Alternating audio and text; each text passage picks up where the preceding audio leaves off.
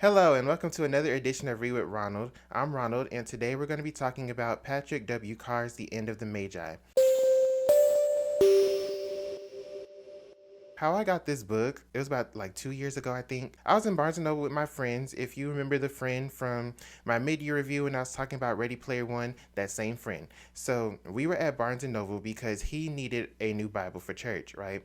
So we were in the religion section of Barnes& and Noble while he was looking for his Bible. And I'm just looking at the books. I turn around and I see this cover, right? So I'm like, that's a nice cover. I skimmed the synopsis. I didn't really read the whole synopsis. So I'm like, this sounds interesting.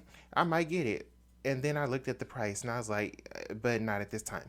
So a few months later, I ended up getting it. So the reason I chose this book to do for my Read with Ronald for this month of March in 2024 is because I feel like the subject matter coincides perfectly with Resurrection Sunday. Since this is Resurrection Sunday weekend, I decided to dress for the occasion, got my nice Resurrection Sunday outfit on, purple blazer on, nice multicolored tie.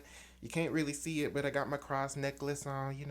I think I look fly. I think I look good. Only thing I'm missing is the hat because I don't got no hat that goes with this outfit. So that's why we're here today. So going into this, I was nervous because it's a Christian fiction book. And it's the first Christian fiction book that I've ever read. Now, it's not the first I've ever bought. We'll get into that book another time. But it's the first book I've ever read. To give y'all some context of why I was so wary about going into this book, because I grew up in a two-parent Christian household, right? Christian media was a thing in my household because there were a lot of things that we weren't allowed to watch, listen to, read, stuff like that. So a lot of the Christian media we had growing up just was not the best. Christian media can tend to go one of two ways.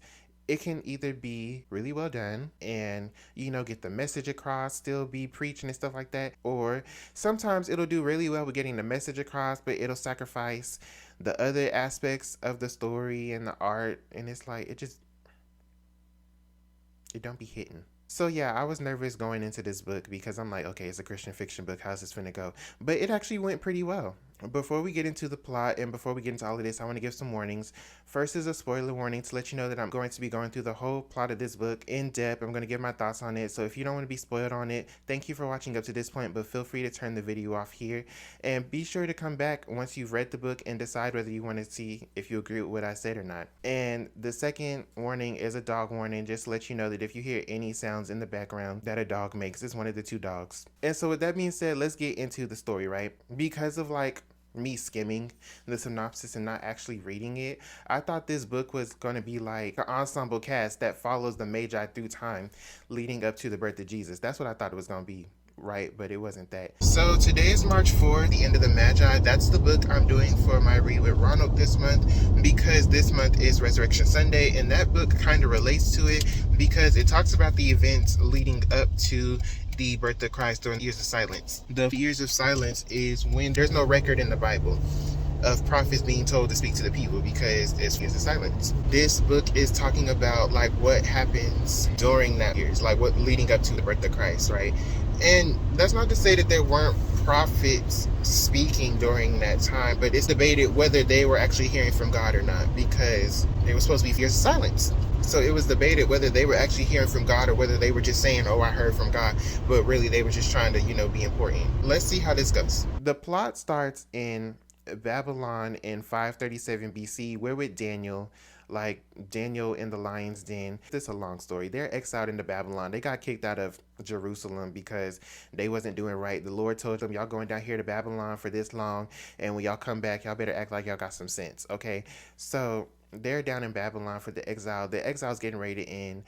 Everybody's just found out they're getting ready to go home. Everybody's excited except for Daniel because Daniel knows he's not going home. He's talking to Ezriel. Ezriel is his friend, his assistant. They're talking. Ezriel's like, okay, Daniel, what's going on? Why are you not excited like everybody else? Daniel's like, I'm not going home and I got this prophecy. So he tells him the prophecy, which the prophecy is from Daniel 9, verses 20 through 27 in the New International Version. While I was speaking and praying, confessing my sin and the sin of my people, Israel, and making my request to the Lord my God for his holy hill. While I was still in prayer, Gabriel, the man I had seen in the earlier vision, came to me in swift flight about the time of the evening sacrifice. He instructed me and said to me, Daniel, I have now come to give you insight and understanding. As soon as you began to pray, a word went out, which I have come to tell you, for you are highly esteemed. Therefore consider the word and understand the vision. 77s are decreed for your people and your holy city to finish transgression, to put an end to sin, to atone for wickedness, to bring in everlasting righteousness, to seal up vision and prophecy, and to anoint the most holy place. Know and understand this. From the time the word goes out to restore and rebuild Jerusalem until the anointed one, the ruler, comes, there will be 7 sevens and 62 sevens. It will be rebuilt with streets and a trench, but in times of trouble. After the 62 sevens, the anointed one will be put to death and will have nothing. The people of the ruler who will come will destroy the city and the sanctuary. The end will come like a flood. War will continue until the end, and desolations have been decreed. He will confirm a covenant with many for 1 7. In the middle of the 7, he will put an end to sacrifice and offering. And at the temple, he will set up an abomination that causes desolation until the end that is decreed is poured out on him. Israel's like, well, what does that mean? And Daniel's like, we got 483 years till the Messiah King comes. I'm going to get the Magi ready so that they don't miss it, because if we miss it, that's going to be a problem. And so after they have this conversation, Daniel, he looks at the rest of the prophecy, which reveals what's going to happen after Jesus comes and like his crucifixion and stuff like that, but he didn't share that part. We time jump to Set Sivan 5 BC, and our protagonist is Murad. He is this 19-year-old Persian boy who was raised by his mother, who was a merchant, but his mom has recently died about 2 years ago, so he's been adopted by Gershom, who is a Hebrew Magi, right? So we open with Murad having this dream, and he sees this star. He wakes up, he runs out to go see if the star is out there, but he don't see it, right? He's troubled by this and he's puzzled by this. So the next morning, he goes and sits down with Gershom. Gershom's like, what's going on with you? And he's like, I had this dream. And Gershom is like, what was the dream? And so Murad, he tells Gershom the dream, and Gershom's like, you finally done it. You finally had the dream that can make you a Magi apprentice. Because what it was in order to become a Magi apprentice, Murad had to have a prophetic dream. And so now he's had this prophetic dream, and he's been able to confirm it with Gershom. And so now they're going down there to get him entered into the Magi, right? So as they're on their way down to the throne room, it's a lot of like hustle and bustle going on in the background. And Gershom and Murad are like, what the world is going on here? So as they're on their way to the throne room, they get stopped by my sister, who is a Magi who was in Antioch, but he's come back because the king called him back. So they get up there, right? And my sister's like, y'all need to like turn around and go back home, get out the city, go. Gershom's like, what's going on? My sister's like, look, King Phrades, he has called a meeting amongst the Magi to confirm Musa, who is a Roman, and she is Phrades' concubine. But Phrades wants to marry her and make her queen. And the Magi are heavily against this because they don't want a Roman queen, because they are in Parthia. Parthia is against Rome. The king and the Magi, they've been going at it for 3 days. And so he's called this one final meeting with all the Magi, and Miss Sister's like, I have a bad feeling about this. Y'all need to go home. They get into the meeting because they're unable to turn around and go home because the soldiers forced them all into the meeting, right? So they get in there. Phrades is like, look, I want Musa as my queen. Y'all been opposing me. Ain't I the king? Ain't I able to make my own decision? The Magi, they trying to kiss his butt, but also stand their ground at the same time. So Phrades is like, look, we gonna put it to a vote. Who wants Musa to not be queen? So the people, including Gershom, vote to not make Musa queen. You're so not gonna crash our crib! And Musa has some of them forced to stand up. She's like, I remember you talking all that smack at the previous meetings. Why you ain't voting now? Stand up. Now keep in mind, before this, Gershom told Murad, vote opposite of how I do. So the reason he said this is because after it's revealed who all don't want Musa as queen, a huge brawl breaks out. Gershom gets killed. A whole bunch of other Magi get killed that basically voted against Musa. But Murad lives because he's new. Nobody knows who he is. So after they get killed, Musa and Phrades like, okay, any questions? Who wants Musa as queen? Everybody else, me. They install Musa as queen. As soon as the meeting is over, Murad like dips out. He runs for his life, gets home, change out his clothes. He starts grabbing stuff. He's like, oh my gosh, they done killed Gershom. What the world? And Gershom also told him before he died, find me after the meeting. He's like, I can't believe this mess. So he changes, grabs up all his money. He grabs up the calendar that Gershom has been keeping. The calendar is a calendar leading up to the days of the birth of Jesus, right? And they've been keeping it for centuries. He takes off running, goes outside the city. He finds them dumping the Magi bodies outside of the city. So Gershom is dumped. He got to go over there, got to go fight for this piece of paper with this woman. And so he gets this piece of paper, and it's basically written in Gershom's blood because he didn't have any ink to write it, basically telling Murad to go to Reggae. You're going to pay for this? So Murad, he gets this stuff. He goes to a horse merchant. Murad is basically like, I'm going down to Babylon. So if you can just give me a horse. And, the merchant's like, yeah, okay, cool. But because Murad has a club foot, he can't walk regularly. And it makes him easily identifiable. So he has this club foot. And of course, everybody's been searching for this guy with this club foot that was at the meeting.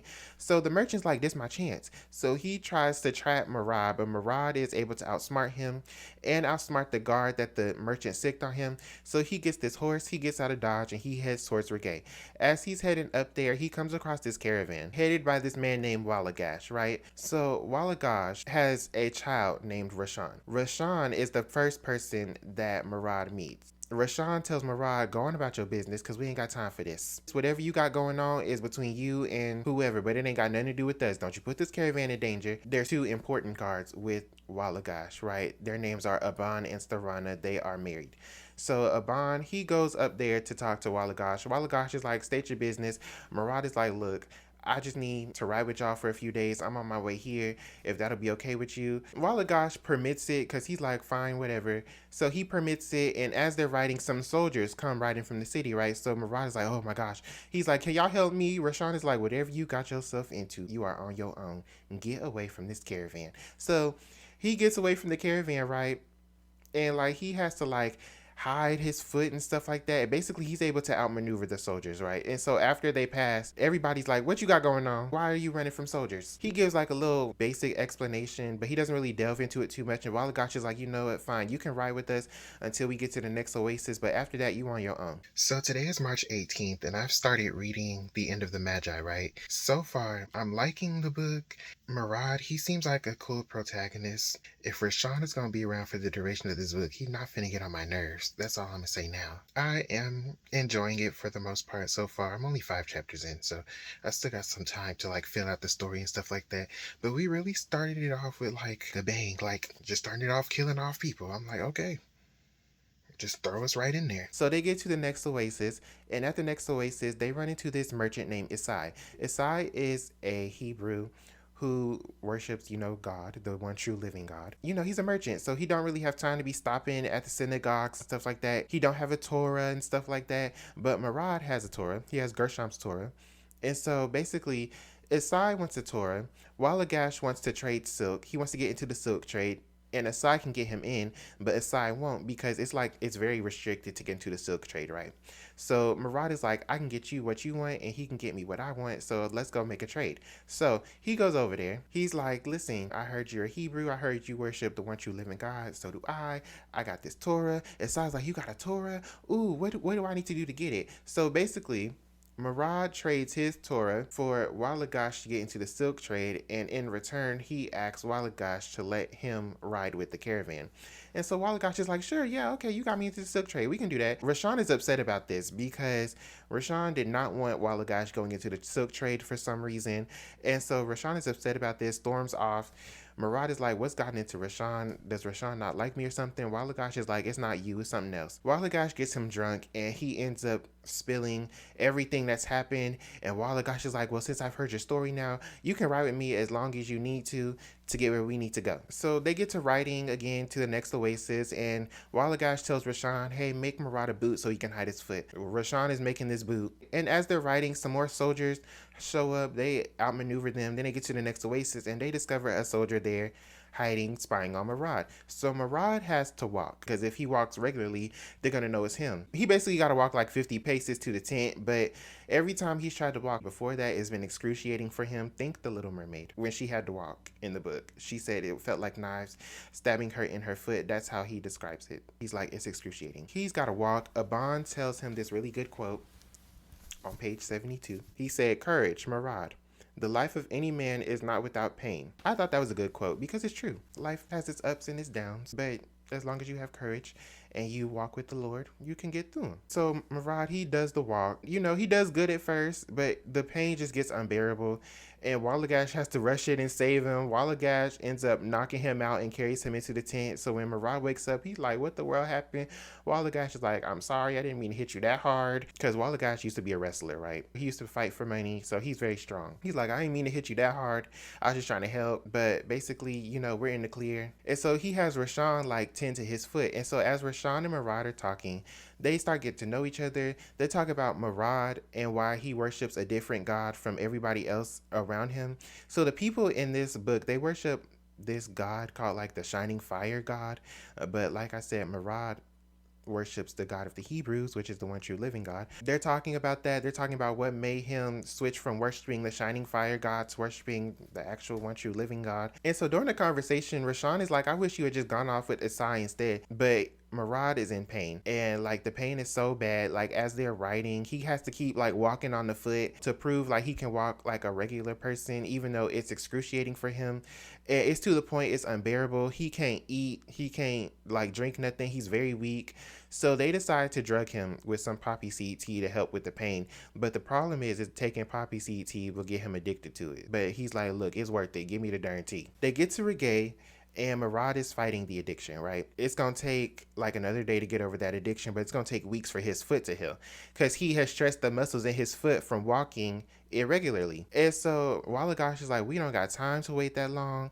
It's dangerous to stay here like this. And so Murad is like, well, Gershom gave me this note to go find this man named Ben Yirah, right? So Rashawn is like, I'll go find the man for you. Rashawn goes and does that while Walagash goes and gets him a crutch to walk around on. They both come back. Walagash comes with the crutch. Rashawn comes back like, I couldn't find your friend. Literally, like right after Rashawn says that, here comes the person whose real name is Hakam. Hakam gets in there. He's like, what happened to Gershom? Murad tells him the story, tells him what's going on, shows him the calendar. Hakam is like, you 2 days off. This is unacceptable.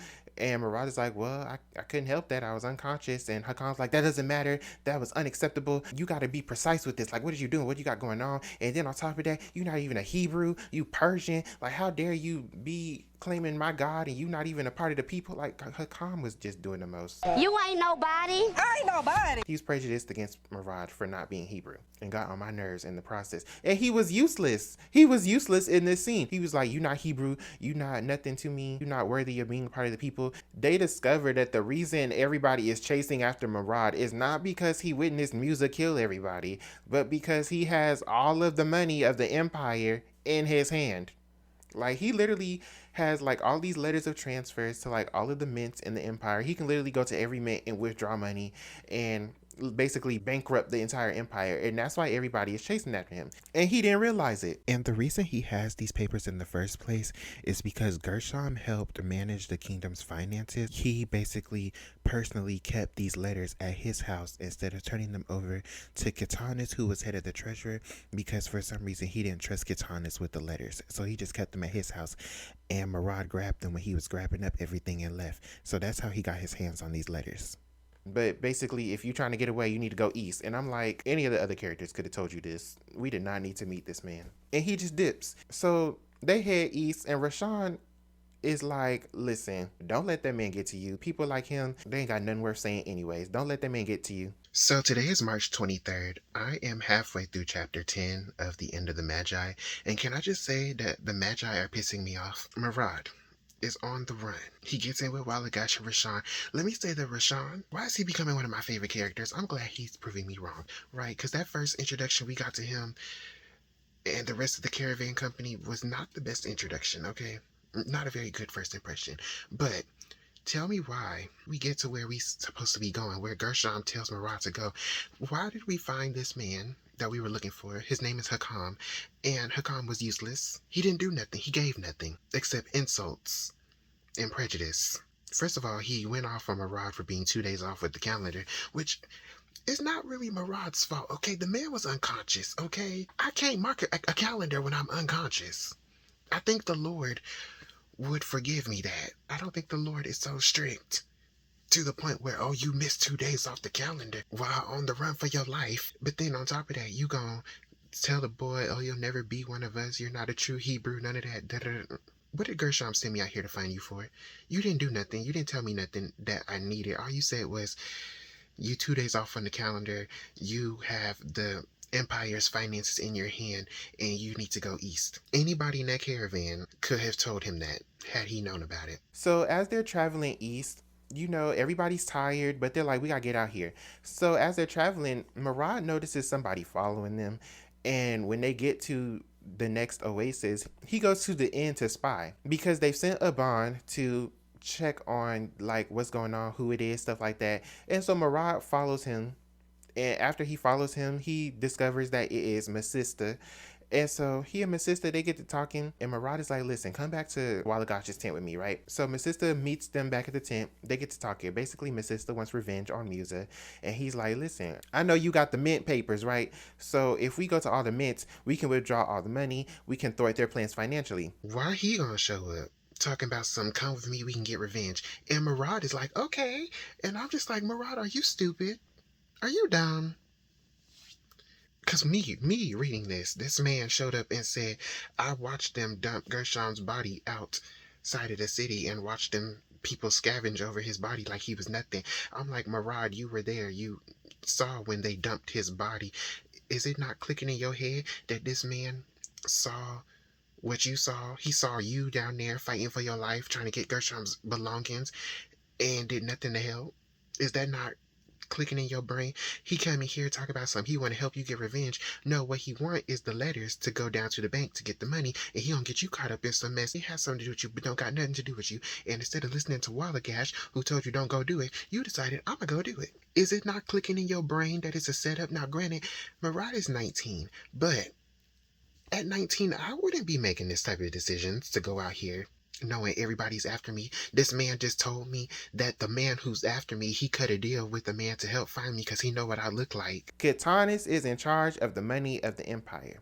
Katanis is the one sending all these people after Murad. And now we finna go up here and we finna go rob the king and queen to get revenge.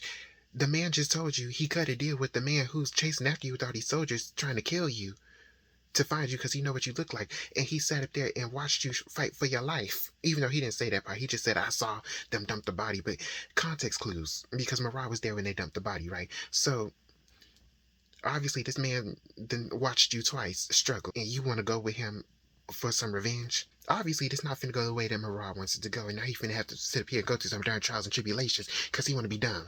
All of the Magi are failing.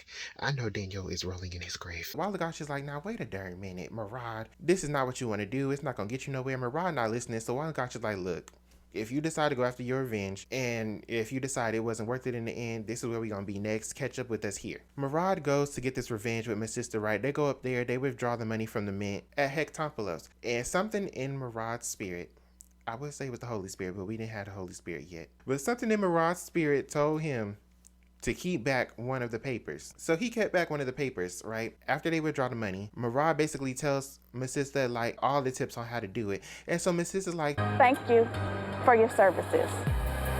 Snatched his horse, his crutch, the rest of the mint papers, left him with the backpack and the clothes, and left. So Murad is like, oh my gosh, I've been betrayed. See, when you do clownery, the clown comes back to bite.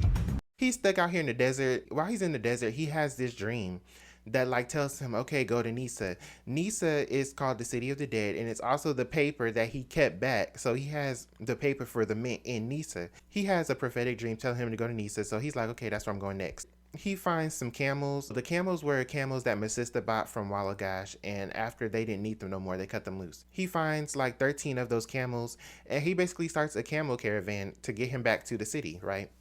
So on the way back to the city, he passes out from dehydration. Somebody comes, revives him. He keeps on moving. He gets to the city. He trades the camels for a horse. The horse he names Arion, right? He also learns that the camel dealer that Wallagash sold his camels for horses too. So he's like, oh shoot, he's moving fast. I gotta catch up with him. So he goes to Nisa, and as he's in Nisa, you know, he gets himself cleaned up. He's having doubts of like, why am I out here? Why am I doing this? But he overcomes them. And so while he's out there, he's like, okay, if I can't get no divine guidance of where to go next, I'm going to Margiana. So while he's out there, he runs into Hakam.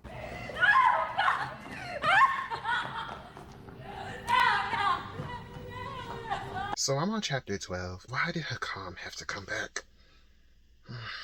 I should have known he would come back because the author took time to give him a name, but still, I was hopeful he'd be a one and done. But no, he's back. Hakam is like, what are you doing here? He's like, I'm just here. Like, what are you doing here? And so basically it's him and it's like 7 other Magi, and they're all there. And the star in Murad's dream has like physically finally appeared, right? So they all go into a meeting. They're talking. They're like, okay, we got to plan out our next step. And Murad's like, well, I'm sorry, but I don't trust none of y'all. Why should I trust y'all? And Hakam is like, you should trust us because, and Murad is like, I trust you the least. Because when we first met, you told me I wasn't worthy of being a Magi, so why would I trust you, Hakam? See, when you do clownery, the clown comes back to bite. And so basically, Murad is like, I don't trust nothing y'all telling me. I need some proof. They run the test again that he ran with Gershom to confirm him into being a Magi. And so he's like, okay, y'all are who y'all say y'all are. But I still don't like you, Hakam. And so basically, the head of this group is called Yehuda. Yehuda basically is like, listen, we were wrong for opposing Musa's installment as queen. We've forgotten the reason why we were Magi in the first place. What we need to do is we need to remember who we are and we need to go to Margiana next. And so what they do is they take the mint letter that Murad has, they withdraw all of the silver from the mint, and then they head down to Margiana. And so as they're heading down to Margiana, they come across this guy named Arodis's men. Arodis is vying for the throne against Musa, right? So there's a war going on in the background. We get some information on the war. They get down to Margiana. Murad and Yehuda go down to like a silver trader, trade it for gold.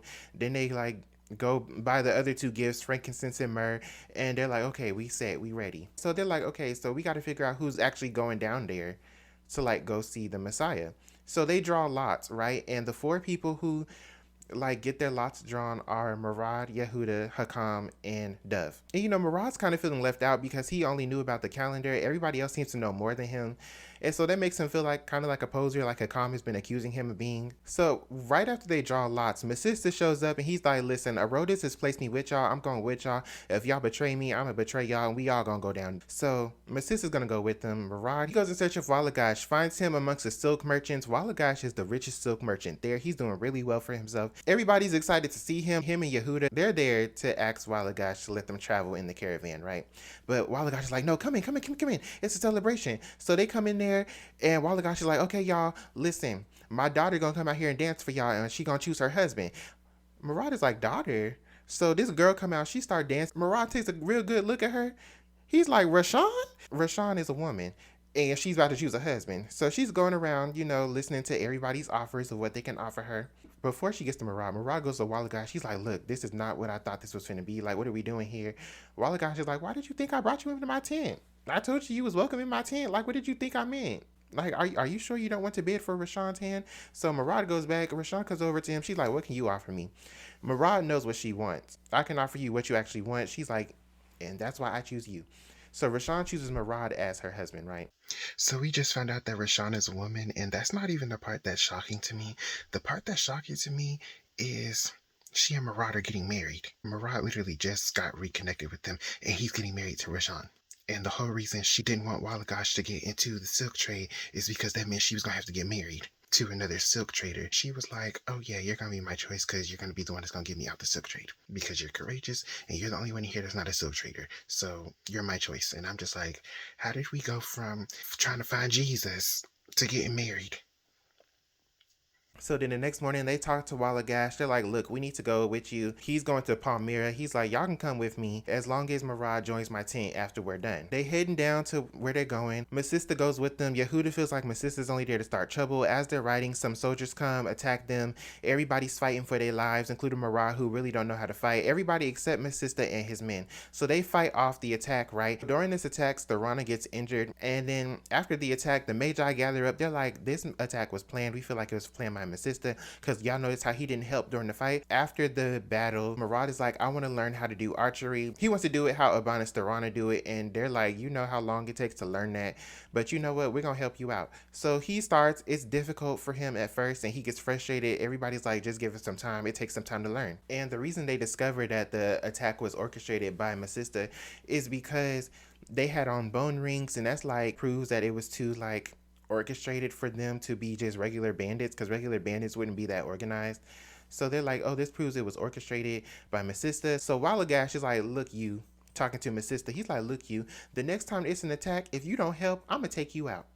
Because if my stuff get messed up fooling with you, it's gonna be an issue. So my sister is like, okay, fine, I'll help next time. But there's no more attacks after that. You know, Murad starts practicing archery, but it's hard. Aban has him start learning how to ride his horse without using the reins. As they're still riding, Masista and Hakam have linked up. They became friends based on their dislike of the Romans. Dove is unsettled by the star because it doesn't move, and they discover that only they, the Magi, can see the star. Like, everybody else can't see it. And so because of this, Murad is worried that he and Rashawn are unequally yoked because they're starting to develop like feelings. And Yehuda's like, if y'all were unequally yoked, you would know. Like, don't worry about it. And so he begins his archery lessons, his riding lessons. Aban asks him, why you want to learn it so badly? And he wants to learn it so badly because he wants to prove that he is worthy of Rashawn and that he is who they think he is, this courageous man. So they're heading back for Hecatompolo. He's still sucking at learning, but he's getting a little bit better. And so they get to the final oasis before they get into the city, and it's a chaotic mess. Everybody is rushing around. They discover that Phrades has died, Musa has killed him, and she is basically pressing everybody into service to fight this war. So they're like, we gotta get up out of here. So they head into the forest, and like after they head into the forest, the oasis is taken over by her men. And so they're in the forest, they're hiding out because the soldiers are pursuing them into the forest, right? Because they can see them from the oasis. They're hiding. It's a stressful night for everybody. And then the next day, they're like riding away to escape, and they get caught in like a storm in the ravine. It caused this huge like water come rushing down, all type of stuff going on. Dove dies. So Murad gets separated from the group. Like, it's a huge hot mess. During the storm, the calendar got ruined. So Murad, he feels dejected by that. He's like, oh my gosh, the calendar got ruined. He barely survives. And so, he's trying to find his way back to the group, and he gets discovered by these men who work for this man named Prince Artabanus. And so he gets pressed into service for Prince Artabanus, right? And so while he's there, he gives them a like strategy of like, hey, listen, why don't y'all use the ravine to y'all advantage? They basically lead Musa's men into the trap, kill all of them. Murad, he told the man he couldn't fight.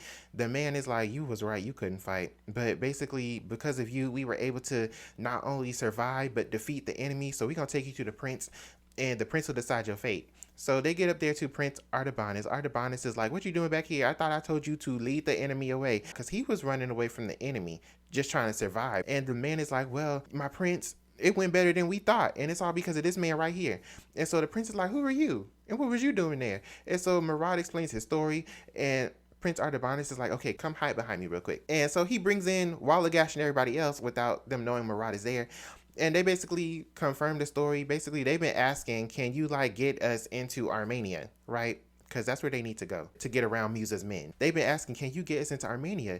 And can you help us find our friend? The prince has been like, why would I help y'all? Why would I expend resources on this? And this ain't got nothing to do with me. But because Murad has made his way there and has confirmed their story and has, helped him out of a tough spot. And so the reason Artabanus was running was because Musa plans to capture him and ransom him to Herodes to like get everybody to fall under her rule. The tides have turned a little bit for him. So he's like, because you helped me out, I'm gonna help y'all out. So he reunites them. He's like, I'm gonna let y'all in, go here, do this, do that, and we'll be all right. So today is March 25th. So the whole time I'm reading this whole sequence of events, I'm feeling pretty annoyed for Murad myself, because I'm like, you just keep going through it.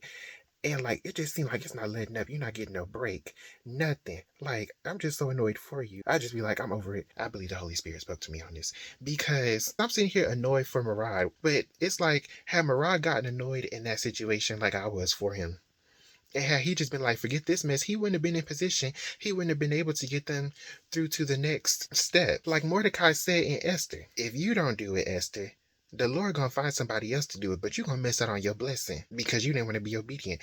And it's the same with Murad. Had he not been in position, had he not just went ahead and did the fight, he would have died, because they was like, either you gonna fight or you gonna die. They would have killed him. But staying in position and just going through the situation, going through the struggle, coming out on the other side, allowed him to be in position to help them get to the next step and continue on in this story. So I was like, oh, that's interesting. That really just spoke to me, because I was really feeling annoyed for him. I hope that speaks to you too. Stay in position. Don't give up. Keep fighting. So everybody's happy to be reunited. They go down to the Hyrcanian Sea. Wallagash is like, wherever you go, the caravan is going. We're going to stick with you to the end. And hopefully this King Tigranes will let us pass the next step, right? So as they are traveling, they come across some more of Musa's men. So Aban and Murad go to scout. Murad's like, who are you really, Aban? And Aban is like, just mind your business. So he minds his business. So as they're riding, you know, Rashawn, she's teaching him about trading, trying to get him like knowledgeable about running the caravan, stuff like that. And she warns him that his association with the Magi is dangerous because they can influence who becomes king. And Masista is playing a dangerous political game. And he's like, instead of following this prophecy, y'all could just be serving Tigranes and helping to create an alliance against Musa, and everybody just going back and forth about what they supposed to be doing. And so Yehuda and Marad, they get to talking, and Yehuda's like, look, what are you going to do? Are you going to be a Magi, or are you going to run a caravan? And Marad's like, I can do both. And Yehuda's like, no, you cannot. So Marad gets offended by that. They get taken to Tigranes, and you know, they're concerned about Tigranes helping them out because his family has generations of incest, and he's married to his sister. So they're like, he might be mentally unstable. We don't know how this is going to go. They're like, let Masista speak for us, okay? So Masista gets up there talking to Tigranes, but Tigranes does not trust Masista. Sister wife Irado has to run the meeting, right? Because Tigranes then just basically retreated into himself. She talks to Marad. I see you got a clubfoot. Are you part of the royalty too? And he's like, oh no, I just poor. And she's like, oh, you were so honest with it. Why were you so honest? He's like, well, I have to be. And he literally does have to be because the Magi are sworn to be honest at all times. She's like, I mean, I can't really get the king to help y'all. The only way he'll trust y'all is if somebody amongst y'all has known him from his youth. And surprise, surprise, Aban has known the king from his youth, from back when they served in the army together, right? Until their land was lost to the Romans. And so that's why they know each other and stuff like that. So Aban's real name is Bahram. And so he's able to secure them passage to where they need to go. At the next morning prayer, Marad and Yehuda get to talking. And he reveals that the reason Hakam is so prejudiced against Marad is because Hakam is struggling with his own identity. Hakam has to be the most annoyingest character in this book because he's having an identity crisis of his own because he is a Hebrew born in Media. So he's not even from the motherland himself, which none of them are because they've all been in exile. He's not a homeborn Hebrew. He is a Median-born Hebrew. So he's having an identity crisis, and he's taking that out on Marad. And he also has his own insecurities about their journey and like his own feelings that he's dealing with. And so they get down there to Antioch to go sell this silk. Wallagash is like, I don't know nobody here. So you and Rashawn go check out the competition. They go check out the competition. We learned that Rashawn, the silk trade necessarily does not interest her. It's the thrill of trading, period, that she loves. And that's interesting to her. They learned about the competition, learned it's not really no silk merchants there. So Wallagash is in a really good position to sell his silk. So when they get back and tell Wallagash this, he's like, this is terrible. There's no competition. That means nobody's going to want to buy. I got to force him to come trade with me. He's worried somebody's going to try to frame him to like get his silk because it's rare because of the war. So, and that's exactly what happened. Somebody does try to frame him by planting some stolen saffron in his stuff, but Marad takes care of it. The merchant accusing him brings a Roman guard like he stole from me. But of course they don't find nothing because Marad took care of the first bottle of saffron and Starana took care of the second one. So Wallagash is able to trade his silk and, you know, get a huge price. He's doing very well for himself with the silk trade, right? And so Wallagash is like, I did really well because they underestimated me because they think just because I'm a big guy, I got a small mind. But no, I'm a big guy with a good mind. And so I was able to do well and get some good money. And Marad, don't let your clubfoot hold you back either. It's not a hindrance. Use it to your advantage. And so after this, Marad goes to the end, right? He hears Masista and Hakam talking. Masista is getting Hakam wild up, talking about some, oh, the Romans do this to the people or the Romans do that. So basically he's feeling Hakam's hate for the Romans, hoping to get him on his side to do like more political stuff, right? And so that night, Marad has a dream that the promised one has been born, right? The next morning, the Magi meet up. They confirm the calendar is correct because they're like, he came a little early. What's going on here? Is the calendar correct or are we off? Like, what's going on? Because he early. He like 30 years early. And so they confirm it's correct and that it's a child that they're going to see. They're like, why are we going to see a child? So Jesus has finally been born. He's actually arrived on the earth. So the Magi finna go down there and go find him. But the thing is, it's like, and it's so funny because we talked about this in church yesterday, how like when Jesus came to earth, everybody was believing that he was going to like deliver them physically and rescue them from the Romans, right? And that's basically what Miss Sister is trying to get the Magi on his side for in this book. He's trying to get them, oh, you know, your king's going to need allies to fight against and depose the Romans, right? But as we know, Jesus didn't come to change the law. He came to fulfill it and to offer a new way for eternal life, which, you know, upset everybody. And so they crucified him, which is what we went over in church yesterday, right? But first, I just thought that was so hilarious and timely how we ended up talking about that in church as I was reading this book. But second, my sister is also annoying. And I'm just sitting here like, how did you become a Magi if you don't even believe? How did you get into the ranks? How did you qualify? I need answers. I need understanding. But yes, I'm in the home stretch of this book. It's looking very 4.5-ish. My and my sister are battling it out for least favorite character in this book. Rashawn, I have some thoughts on her, but I want to finish the book first before I give them, because I just have some thoughts on her character and like the arc that she's followed in this story. I just have some thoughts on that.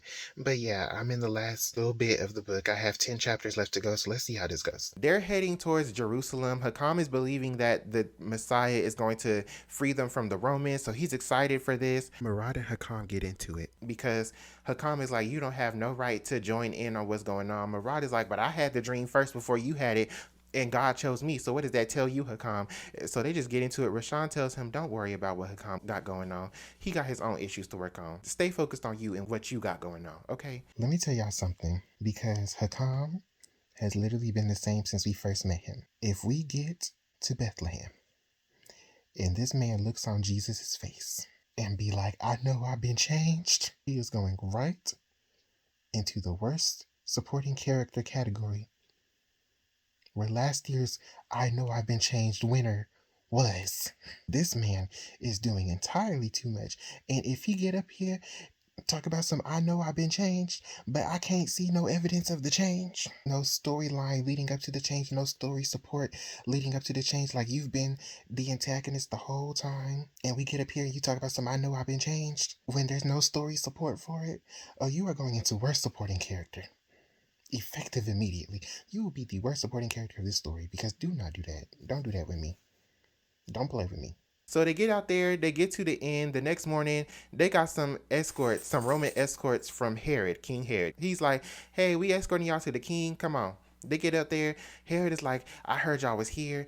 I heard y'all came from the east and Parthia. Tell me what's going on. So they tell him what's going on. Basically, what the scene was in the Bible. Hakam gets beside himself and starts talking about we here to see the true Messiah king. Herod's like, oh, really? Okay, so he sends them off to eat, calls them back in. All right, so here's what we're going to do. I'm going to let y'all go see the child, and then y'all come back and tell me where he is so I can go worship him too. So they leave out of Herod's presence, get back to the inn where he has them staying at. My sister goes off. My sister goes off on Hakam. He is like, what in the world? Why would you do that? Murad is like, he only did that because you stirred him up to do that. This is your fault. So they get into it. They devise a plan to sneak away from the inn, go down, see Jesus. You know, the nativity scene plays out. Everybody's in awe of him. So then they leave and they're like, we can't go back the way we came. So they go down to Atlanta, right, to hire a ship by this captain named Sareshta, who's going to run them down to Egypt. They give him a ruby and they make a deal to where it's like, oh, if you run us down here, you can get this, and in return Wallagash gets to trade silk by sea, and Sareshta gets an increase in rank. So he runs them down to where they need to go, make it all the way back around to Margiana, right? Huda is concerned about the Pharisees and the Sadducees and them, right? Because he's like, they're not looking for Jesus. They're anticipating him, but they're not looking for him. They don't really believe. So he's concerned about this, right? And so Murad is like, what he's gonna do, he and Rashawn, they gonna go like run the caravan, get married, and then like after they get themselves set up in the business, gonna have some kids, right? So then we time jump again to Margiana in around 31 AD. Murad is 50 years old and he has many children. His oldest is his son Aban, who is 20, and his youngest is Utab, another son that's 10. Murad is the richest merchant in the city, and it's about time for the prophecy to be fulfilled, right? So he, Rashawn, and Wallagash decide they're going to Jerusalem with Yehuda,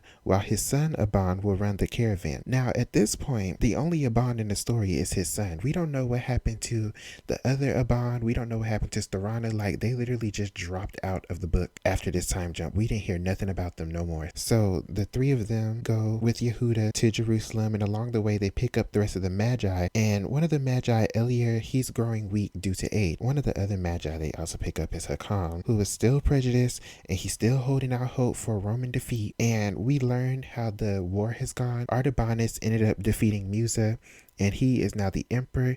And so they are traveling, they get to Ctesiphon, and there they meet Masista, right? Masista has become the king's chief advisor, and he basically lets them know that Artabanus knows that Roman and Parthian empires are failing, and he's like, well, maybe Jesus can save us. So basically, we want y'all to succeed to see if Jesus will create an alliance with us, right, and save our empires just a little bit longer. He doesn't go with them. He goes on about his business. That's the last we see of Masista. The group keep traveling. They get to Dura Europos, and there, Murad and Rashawn, he doesn't know the full prophecy. He only knows what Gershom has told him. So he's like, come on, Rashawn, we're going to go figure it out for ourselves. Because he wants to understand what's troubling Yehuda, because every time Yehuda hears something about Jesus, he gets this look on his face like he knows something that everybody else don't. And Murad is like, well, what's going on? So they both go down to the local synagogue, but nobody's there to tell them what's going on. So the group travels down to Palmyra. While they're at Palmyra, Murad is sitting there wondering like what Jesus is going to be like. And so while they're there, Eliar dies. They were supposed to get moving, but with Eliar dying, they have to stay like another day to like get him buried and stuff like that. And so this gives Murad time to go down to the synagogue in Palmyra and to learn the prophecy. And so this is when he learns what's going to happen to Jesus, but he doesn't really understand like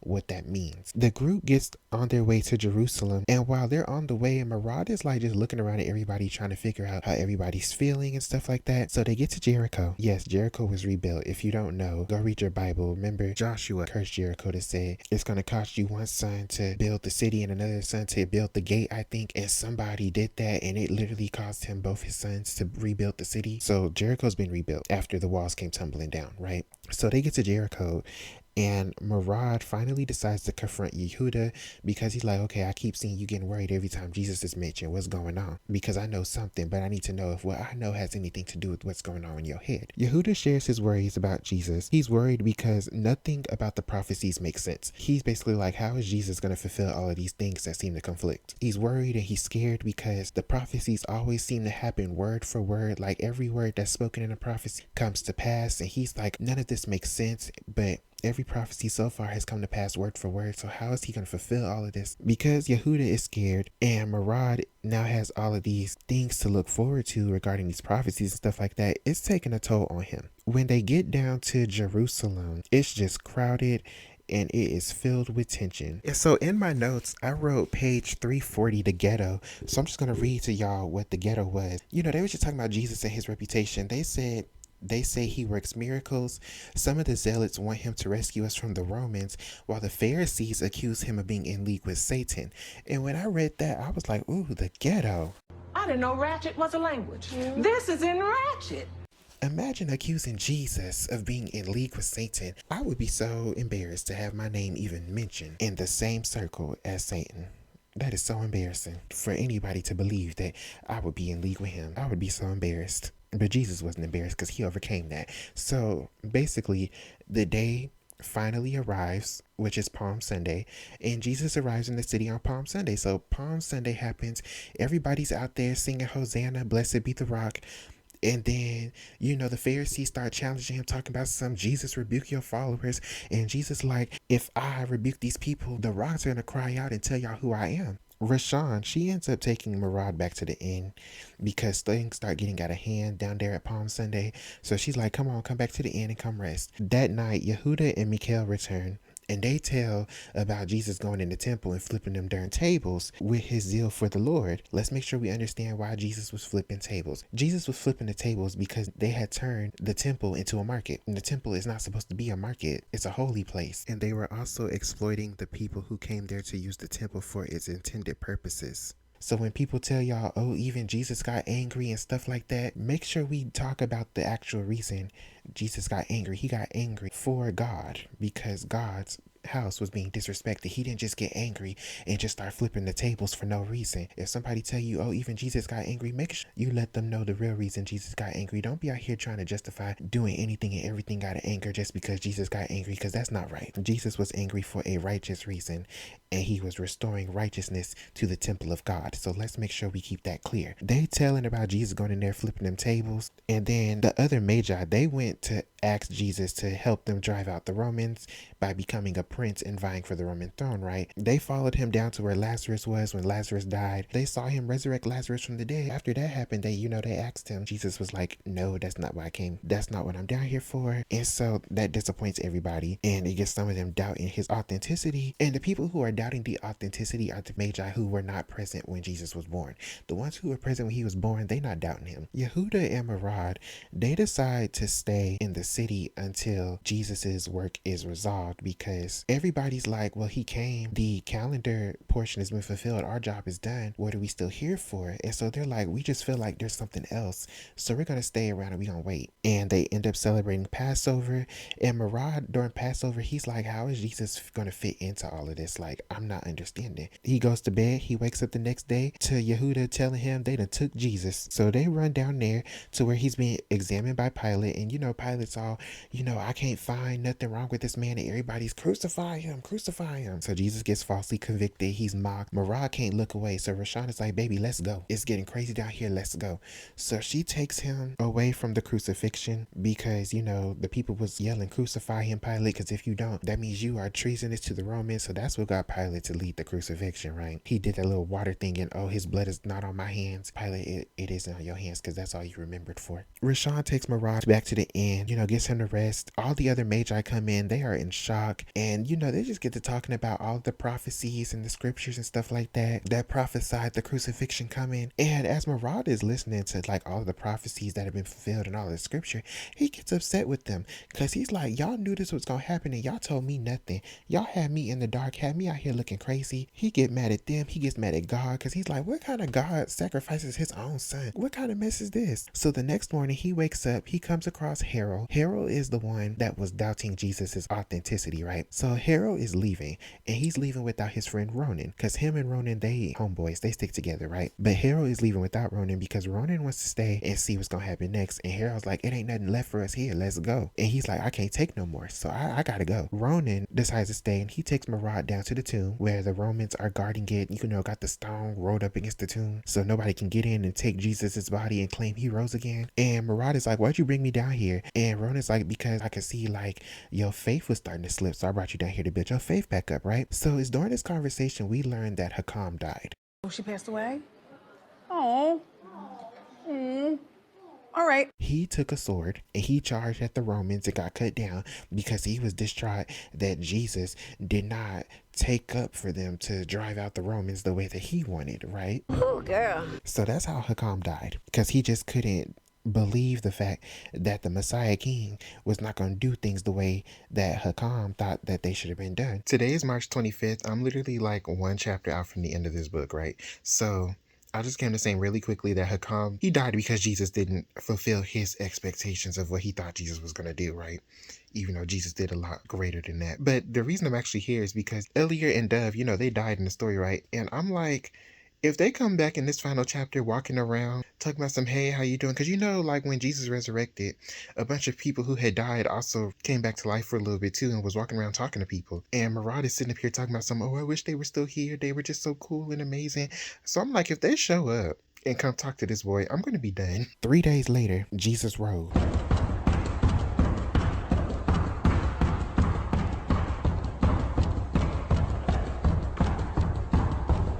And the Magi, they're like, the stone being rolled away, the Romans is gone, like it's a lot going on. They go where the disciples and Mary are gathered. They get over there, Mary recognizes them. She's like, yes, come in. And so they get to talking about Jesus, get to testifying, all type of stuff, right? And so everybody just sitting there listening and sharing testimonies about how Jesus touched them and changed their lives.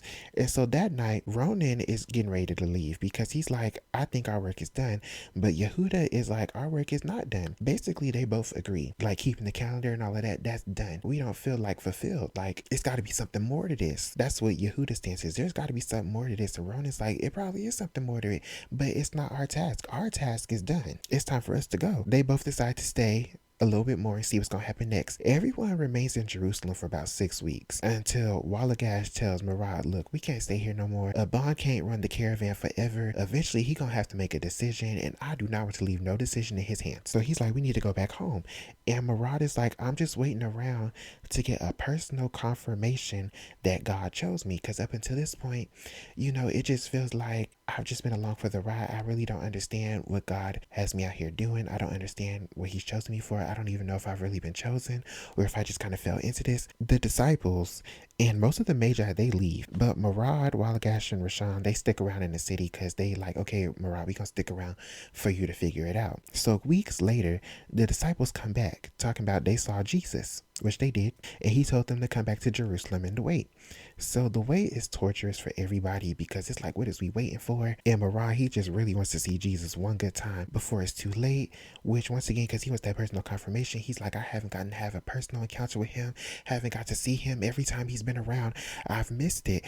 And Rashawn is like, the Lord has been doing work in your life this whole time. You being here at this moment is a miracle in itself because you weren't supposed to be here. And don't go basing your faith on miracles and missing out on all of the other things that the Lord has done for you. Right after they have this conversation, they all go down to where the disciples are, and it's the flaming tongue event. The disciples go outside to talk to everybody. You know, Murad and Rashawn, they gathered there and they start speaking in everybody's languages. And everybody's like, oh my gosh, you're speaking in my language. I can understand them. How is this possible? So they all talking, right? Everybody's getting their faith stirred up. It's just a wonderful, amazing event. And the disciples tell them, go out, spread the word, spread the gospel, tell of the good work of Jesus, repent, receive the Holy Spirit, you know, be baptized in the name of Jesus, all this type of stuff, right? So after that event, Murad decides that he's going to learn the word for himself, and he's going to become a merchant disciple along with the other former Magi who also decided to become disciples. And that's how the book ends. It ends with them deciding to go forth and spread the word of God. So I finished the book. I don't know how to describe my feelings on the ending. It was fine. It worked for the book. But like just the overall like latter half of the story, it just kind of felt like once Jesus showed up, it kind of just felt like we went through a summarization of the Bible, and it didn't really feel like we really got a sense of like the characters and what it was like for them to be in that moment. It just kind of felt like we were here for this Bible event and that's it. That's what it felt like. It felt like they were just there to witness the event happen, and then they just went on about their business. Like we didn't really get know much about their feelings being in that moment. So my thoughts on the book, I ended up giving the book a 4 out of 5 because I did enjoy the book. Like I said, I thought the book was going to end with the birth of Jesus, right? And I kind of feel like it could have ended there after reading it. The rest of the book, if we're being quite honest, is literally just a summarization of the events, and the characters are just there, and then like 2 paragraphs, so this is what it makes me feel, and then we move on to the next event. And I'm like, if I wanted to read the biblical story, I could have just went and opened my Bible and read the biblical story. In fact, at some points I did have to go open my Bible and read the story to like see if it matched up, because I'm like, did this really happen? I will give the book that it did a really good job of like substituting the characters in place of like the people who were in the story, so it does a good job with that. And then my other thoughts were Rashawn's character. Her character arc, her character development really disappointed me, because when we first meet her, when she's like assumed to be a boy by Murad, right? We get all this interesting information about her. We like learn her interests, some things about her, like she doesn't really want to go into the silk trade like that, but we don't really get the explanation of why until after the reveal. We learn a lot of things about her as a person, which worked because he actually gets to know her before he finds out that she's a woman. And then when we get the whole marriage scene, it's like, oh, I already know what you want because we've already talked about it, right? So it works for that. But the problem is, after we get the reveal that she's a woman, this is where it disappoints me. Everything she does after that point is focused around being Murad's fiance. Like literally every time she shows up in the book after the reveal, it's just to ask Murad, are you okay? How are you feeling? Let's talk about the wedding. Let's talk about our future. We don't really get nothing of her anymore. Like we get like maybe like 2 scenes like focused around her and who she still is as a person, where like she's talking about why she likes trading because she likes the thrill of it, and then we get like 1 scene of her going to fight and she flopped. Her character arc really kind of disappointed me, because after we got the reveal of who she was, you literally could have took her out the story and nothing would have changed. And I hate when that happens to characters, period, but especially women characters, because especially as a writer, I'm like, if I took the time to write you as a character and create you, you better have some impact on the story. And Rashawn, after she became engaged to Mirage, she just had no more impact on the story. Hakam and Masista, they was both irritating me the whole book. And it's just because like Masista, like when he first came in, he seemed like he was gonna be an ally, then he switched up on them and just stayed switched up forever. Like it was very clear he only cared about himself. While Hakam, I thought when we got to the birth of Jesus scene, he was gonna be like, I've been changed, but no, that's not what happened. And I'm kind of glad that's not what happened. But like at the same time, both of their characters got on my nerves, but they did serve a purpose in the overall narrative, and they served their purpose well, so I can't be too mad at them. So yeah, overall I gave the book a 4. I thought it was a good book for the most part. I just felt like After a while, though, it kind of just became a summarization of the biblical events. And I'm like, if I wanted this story, I could have just go read the Bible for this part. I want to know how this affects and impacts the characters beyond like 2 paragraphs each event. Those are my thoughts on it. So thank you for tuning into this video. If you liked it, give it a like, a comment. Be sure to subscribe to my channel and check out more interesting content on my channel. And I'll see you next time in the next video.